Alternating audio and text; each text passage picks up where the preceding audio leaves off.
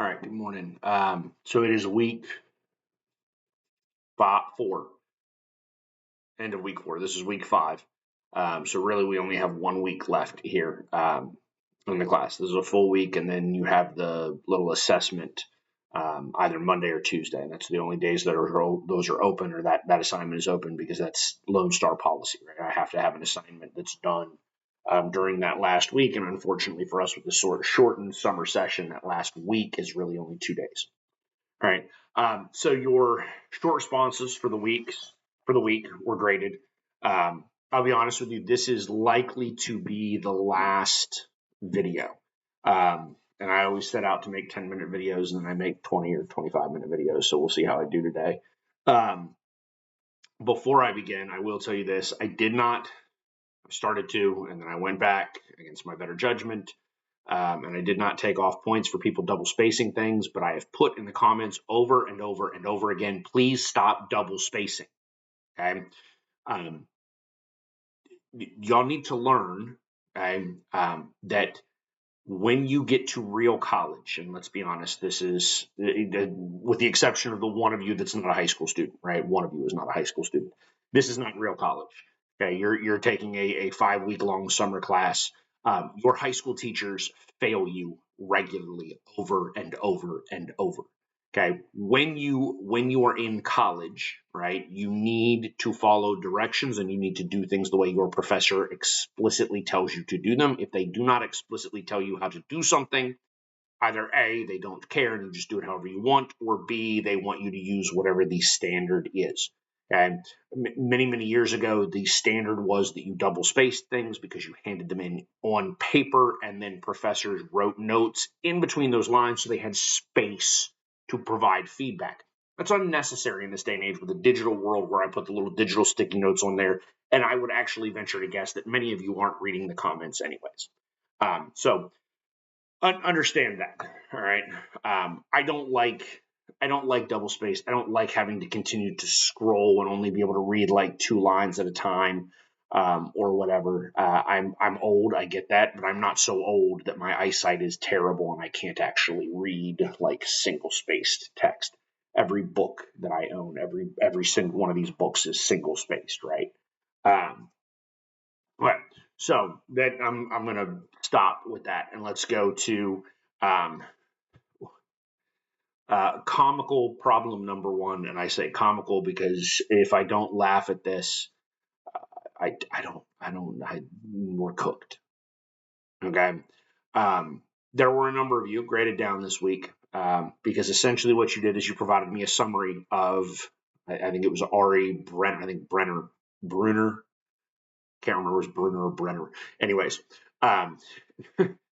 excuse me. But what you did is you provided me with a summary of the paper that I gave you, right? So basically, you just in your response, you're like, well, Ari says we should do this. We should do this. Yuri, give me was Yuri, whatever, right? The author says we should do this. We should do this. This is a problem. That's without a hint of irony. Not a hint of irony. I mean, maybe you intended to do that ironically, but it certainly did not come off ironical. Ironical? Yeah, whatever.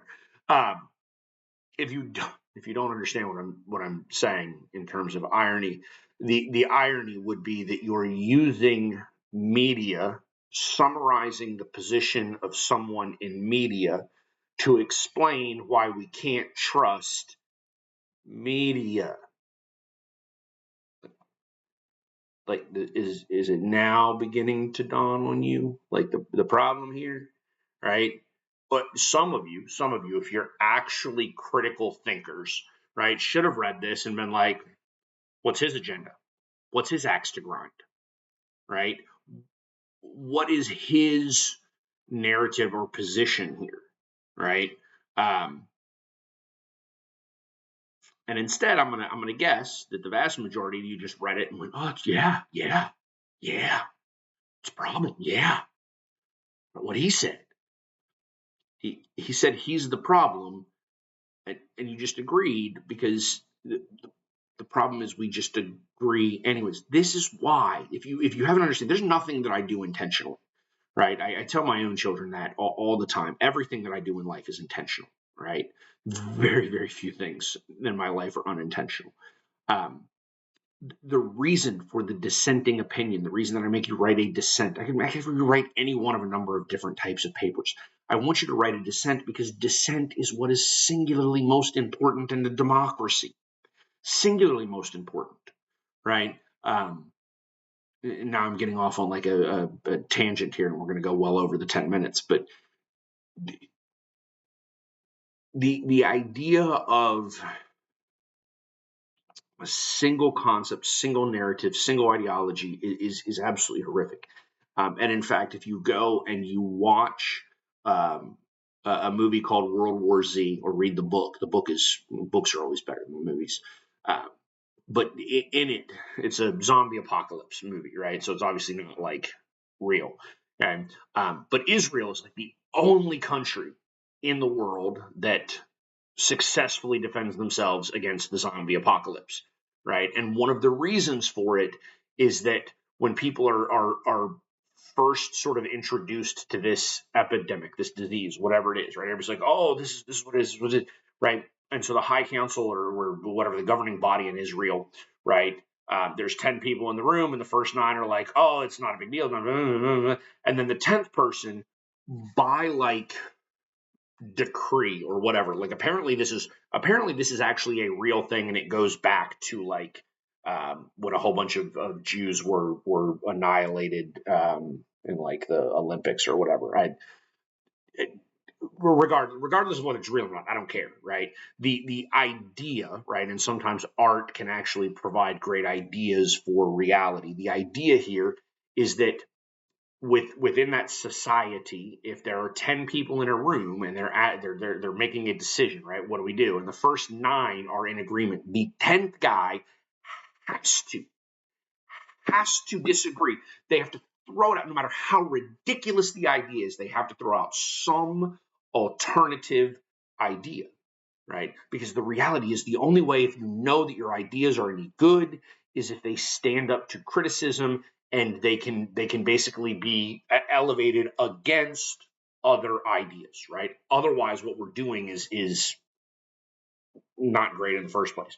Right now, I take all of that to get back here to media to tell you that this is sort of the concept, right? Is that we tend to be the person sitting in that room that's the 8th or 9th person in that room, and we go, that one, what they said, yes. We and so there's a lack of critical thinking. In fact, one of you in your short responses said not until grad school, or basically of trying to obtain a PhD, are our students actually taught to begin to question things. First of all, that's actually not true, unfortunately, right? By the time you get to grad school, right, um, things are settled, right?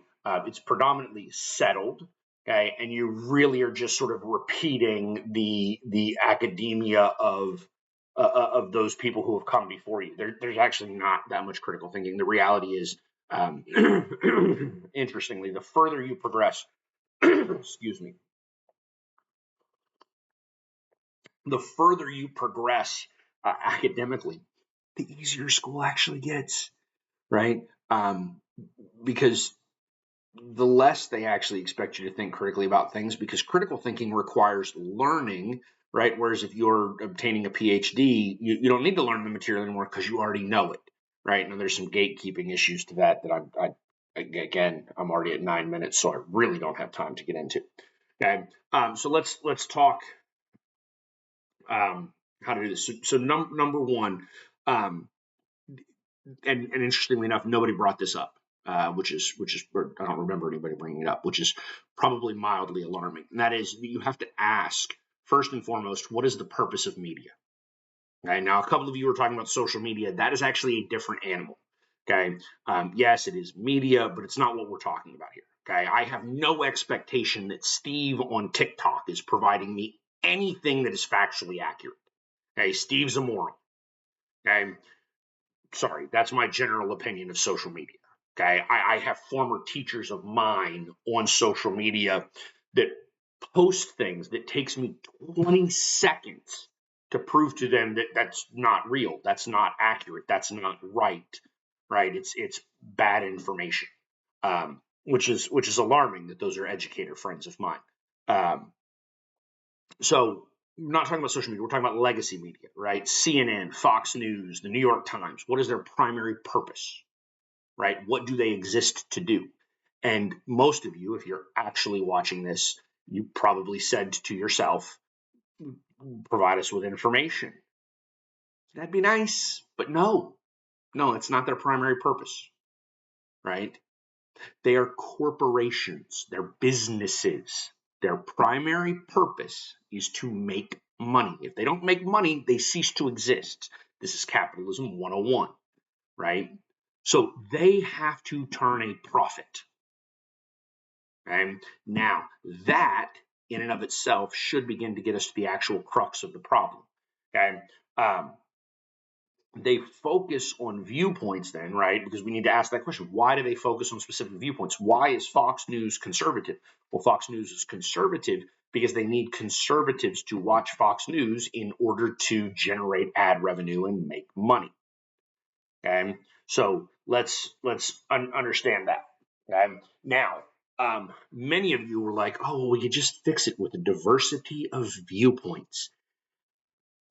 Again, ideally, yeah, but that's not how it works, right? CNN, 25 years ago, used to have a TV show called Crossfire, right, on CNN, liberal media organization. And one of the people on Crossfire was a young guy named Tucker Carlson, right? Now, you may know that name today. Tucker Carlson is a conservative sort of uh, lion, right? Whatever you want to call him, right? He's one of those people in the conservative ideology and conservative media who is he can never be wrong, yada yada yada, right? Like that's sort of what they generally believe. And but he was on CNN, right? CNN currently has a guy named Scott Jennings on there who is a very conservative person. I believe he worked under the Bush administration, right? You have The View.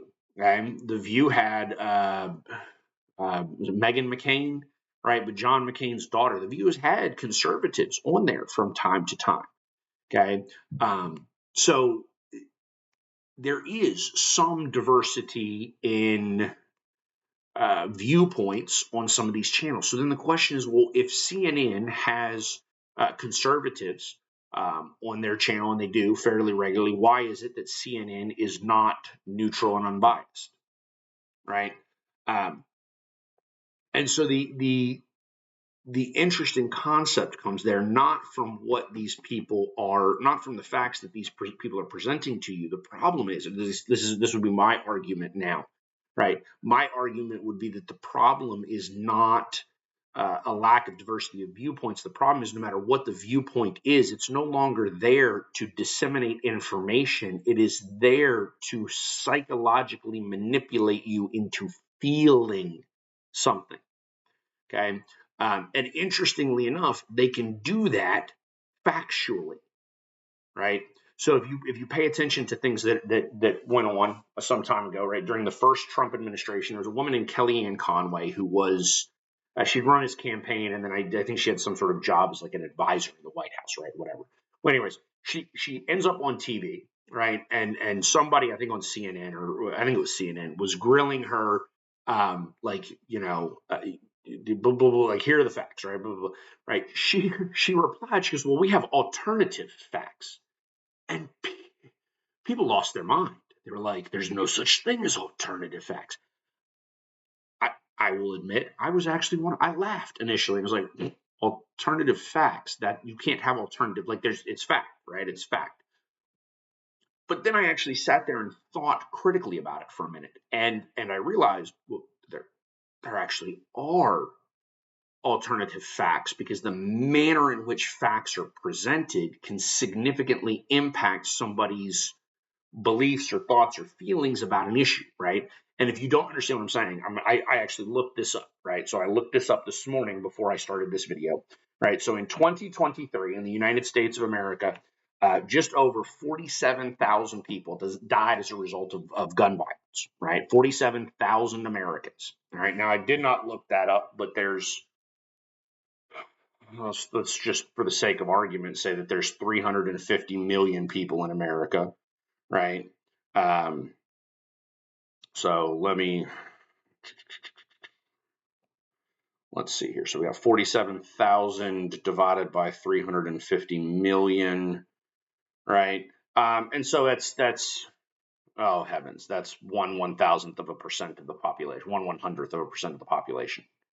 Yeah, 1/100th of the percent of the. Anyways, relatively small portion of the population. Now, if I told you 47,000 people died as a result of gun violence, I think most of us would actually argue that's probably too many, right? We don't need all those people dying from guns, period, and therefore, well, now we have a gun problem, right? And there are a lot of people in America that will argue we have a gun problem in the United States, and they'll point to statistics like 47,000 people died from gun death, right? Gun violence in America. Now, I told you a second ago that I looked that statistic up. You could go look it up right now. It was just over 47,000.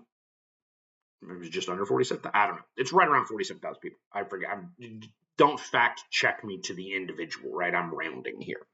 And now, interestingly enough, right, I can take that 47,000 people and actually get it down to somewhere around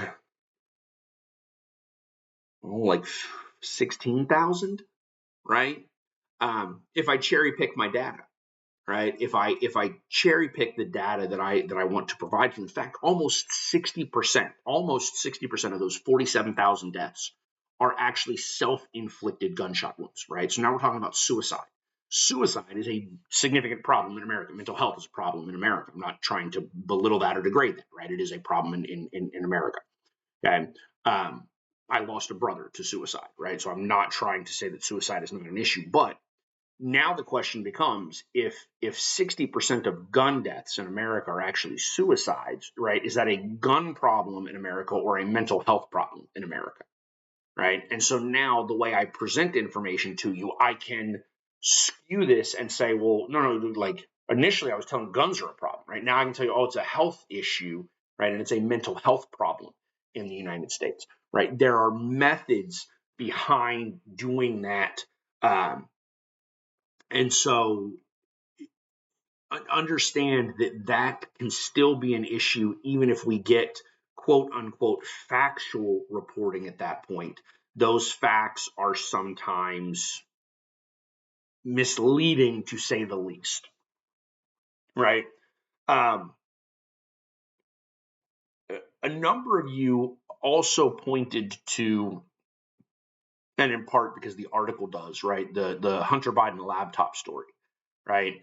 Um, and media was bad, right? Media was bad because they didn't provide us, they didn't disseminate information about the Hunter Biden laptop story, right? Now, a couple of points about that, right? Obviously, we know today that that laptop was real. We know that there is a significant amount of information that was probably damning to Biden and the Biden campaign that was on that and it wasn't covered, right? Is that media's problem or is it media's fault? Let's look at it that way, right? And the reality is, you can actually, I can make a compelling argument that it's not the fault of media, right?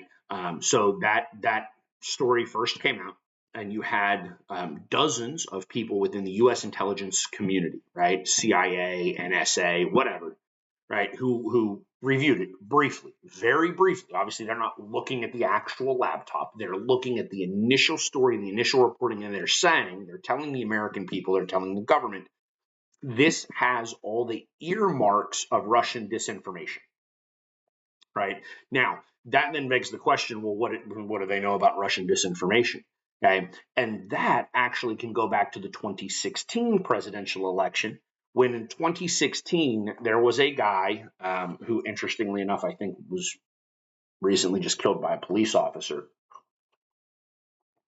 If memory serves, I would have to go look that up, right? But this guy read a news story, right, on social media, which is a whole different issue again, right? But read a news story on social media that was passed around that Hillary Clinton was selling children into sex slavery out of the basement of a pizza parlor in Washington, D.C. Now that sounds horrific, right? And given Epstein, maybe even relatively accurate. I don't know, right? Well, this dude, I think, was from North Carolina. He decides he's going to drive up to D.C. He drives up with a gun. He's brandishing the gun. He is demanding access to the basement because he's going to save the children. And interestingly enough, the building doesn't have a basement, right? I mean, like, there is no basement. So he's demanding access to a part of the building that does not exist. And and what we learn afterwards is that this is obviously a hoax. It is by definition Russian disinformation, right? So again, if you actually go back and you want to talk about like election interference, and sometimes people in 2016 threw around the term like Russia hacked our election. No, they didn't. Hacking an election implies that somebody went in and changed your vote in the machine. That did not happen, right? Did Russia flood social media and flood American sort of algorithms with information that was not accurate? The answer is absolutely unequivocally yes. Right? They did that. Now, interestingly enough, I think they actually did it a little bit both ways. I think they're doing it more to sow sort of general distrust in the United States than they are to actually like advocate for an individual candidate. Right? They want us to destroy ourselves from within, and what easier way is it to do that than to turn us against each other and therefore not focus on them? Right?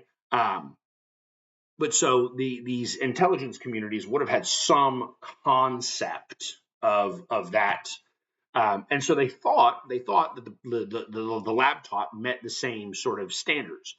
So now the question is, would media have been wrong to disregard it? Okay, um, so understand that, and then lastly, and this actually probably goes back to my very first point, right, about what media is actually about.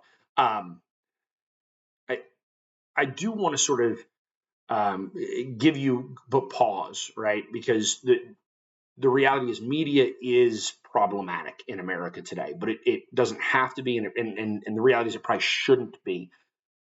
Media does provide an incredibly important role, right? And I actually wrote this down specifically because one person said that we ought to be spending the time and you know looking at various sources and gathering knowledge and um, things of that nature. The reality is, none of us have the time, the knowledge, or the resources to fully investigate everything for ourselves, right?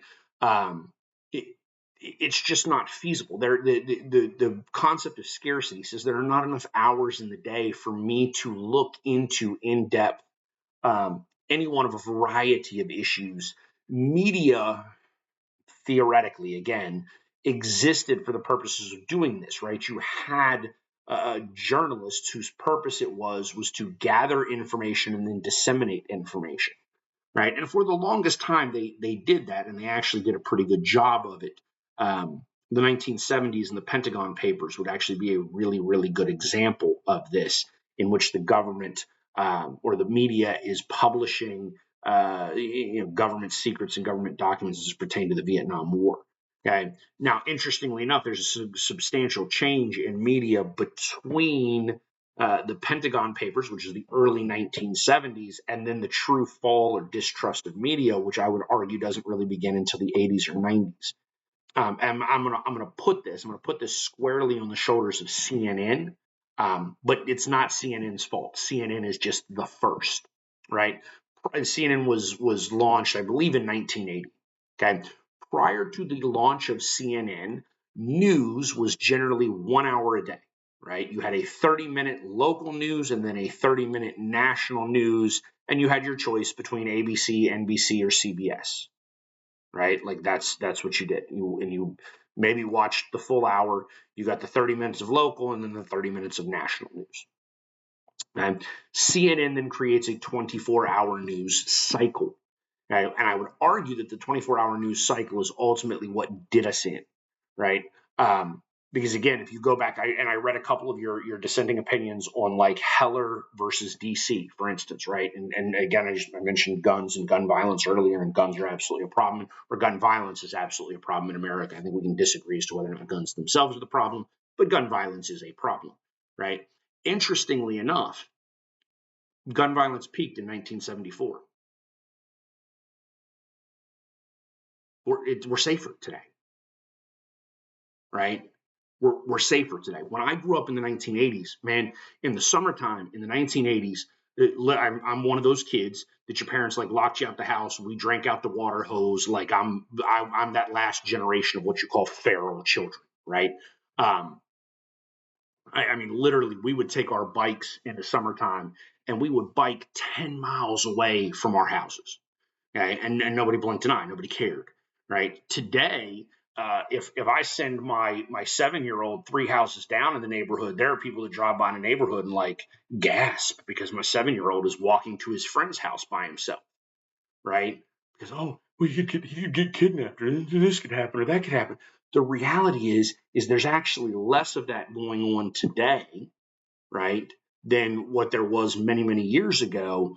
The difference is with a 24-hour news cycle now, we're actually hyper exposed to those sorts of things, right? And the reality is, Amber Alerts are a sort of governmental hyper alertion to that as well, right? Because if you actually look at the vast majority of Amber Alerts, the vast majority of Amber Alerts are not some kid got kidnapped, right? The vast majority would actually, under legal terms, be classified as custodial interference, right? And what that means is if my wife and I divorced, right, and for whatever reason the government said I can't see my children, I'll be honest with you, I'm taking them.